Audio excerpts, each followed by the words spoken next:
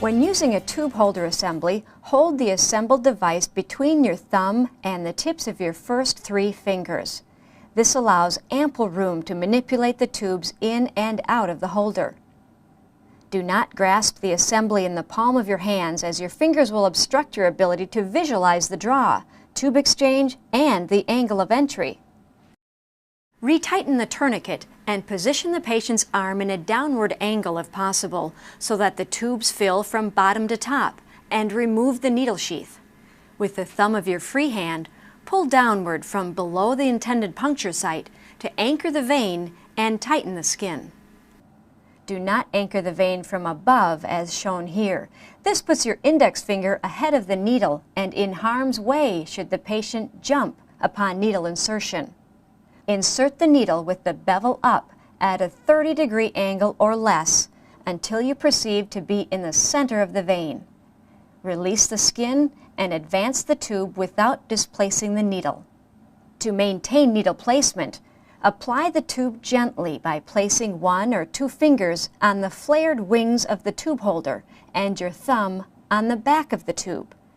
Squeeze your thumb and fingers together, advancing the tube so that its stopper is pierced by the interior needle.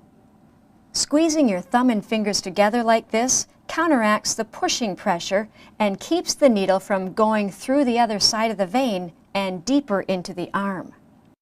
Allow the first tube to fill. If possible, release the tourniquet upon venous access to minimize the effects of hemoconcentration. When the first tube is full, remove it by grasping it between the thumb and middle finger and pushing against the tube holder with the index finger. Placing your index finger here prevents the needle from being pulled out of the vein while removing the filled tube from the tube holder. Apply the remaining tubes in the prescribed order of draw. Remove and invert each tube with an additive 5 to 10 times after filling to provide proper mixing with the blood. When all tubes have been filled, have the patient open his fist, release the tourniquet if it has not already been released, and place a clean gauze pad over the insertion site.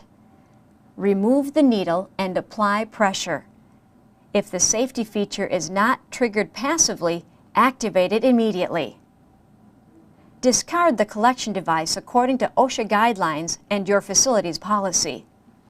Avoid using cotton balls to apply pressure, as it is against CLSI recommendations. The cotton fibers may become embedded into the fibrin that forms over the wound while pressure is applied, and upon removal, reopen the puncture.